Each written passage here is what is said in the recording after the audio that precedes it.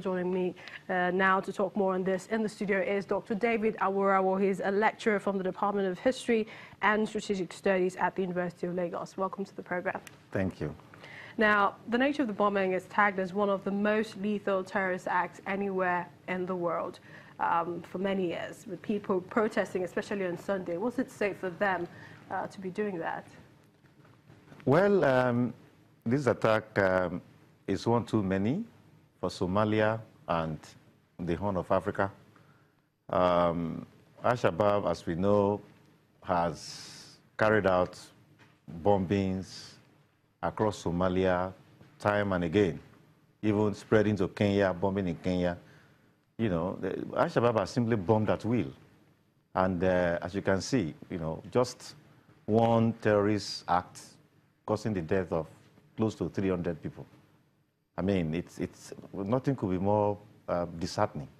So it is understandable that the people will come out to say, where is security? Where is our protection?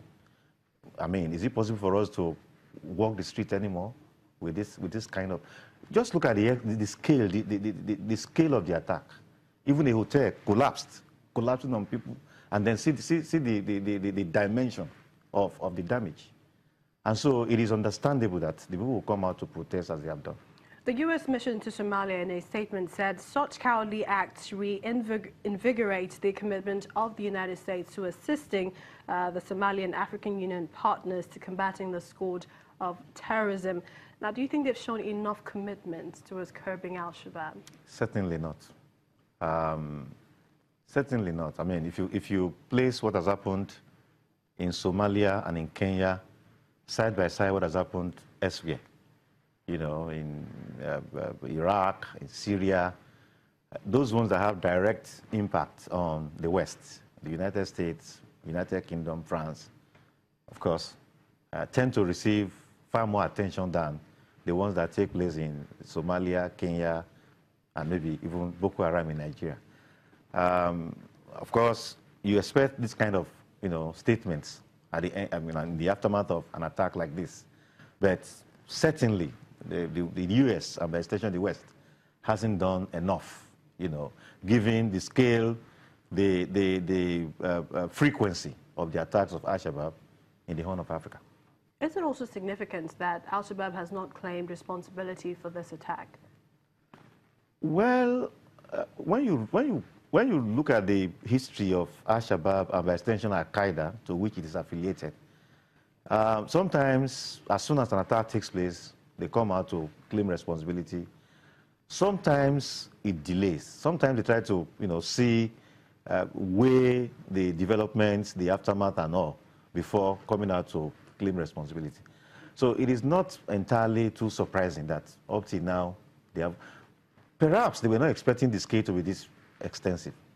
And perhaps they too are surprised that they've done, you know, damage to this extent. It is also possible that they expected something bigger, you know, because usually when terrorists operate, the larger and, you know, the larger the destruction, the more fulfilled, you know, they are. So we can't really explain, we can't give any specific reason yet as to why they haven't come forward to, you know, claim responsibility. I must ask you this. Social media is also asking the question. I mean, just a week ago, the world frowned at, you know, the shooting in Las Vegas, and now we have this scale of people who have died in Somalia. Do you think the world is unfair? Not a lot of people seem to be talking about the deaths in Somalia compared to that of Las Vegas. Well, in this particular experience of attack in Somalia, the world has been unfair. And let me add this. The world in itself is unfair. The way the world is structured, it is structured in an unfair manner. You know, they say all animals are equal, some are more equal than others. This is, you know, it's an example of this kind of development. We saw how much attention was paid to what happened in the United States, you know, just about 10 days or so ago, about 2 weeks ago. And the Somalia case was just mentioned. In fact, before I came I left the office, I tuned, you know, through the channels here and there, you know, CNN, Al Jazeera, and not, you know, even a cursory reference was made to, this nasty attack in Somalia. So it is clear, it is, indisputable that the world in itself is unfair, and in this particular context, the world has been unfair to Somalia. Can terrorism be defeated?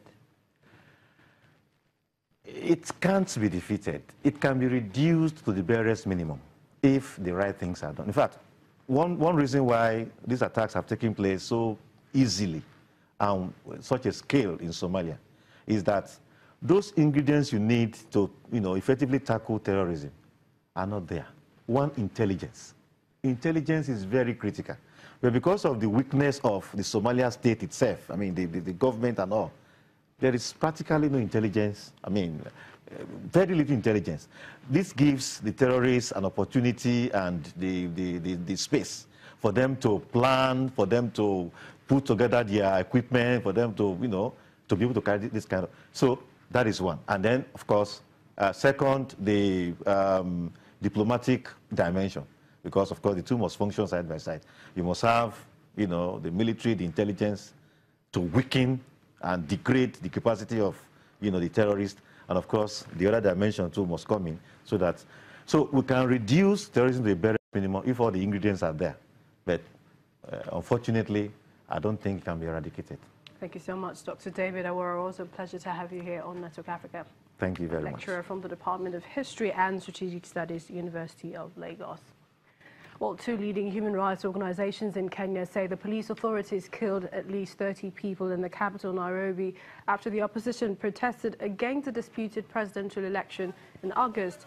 In a newly released report, Amnesty International and Human Rights Watch say the police were directly implicated, as there were other unconfirmed reports that another 17 were killed in the city.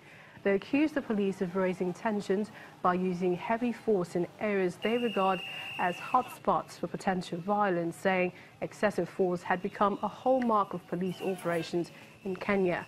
Last week, the main opposition candidate, Raila Odinga, pulled out of the presidential election revote scheduled for later this month, calling on his supporters to continue the nationwide protest till the demands for electoral reforms were met.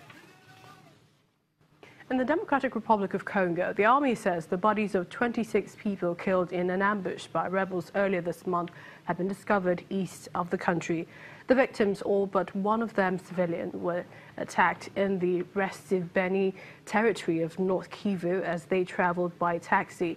The authorities say they have been unable to locate the bodies before now because of intense fighting in the area where hundreds of people have died in recent years. The Congolese army and United Nations peacekeepers have blamed the ambush on a Ugandan-based Islamist group called the Allied Democratic Forces.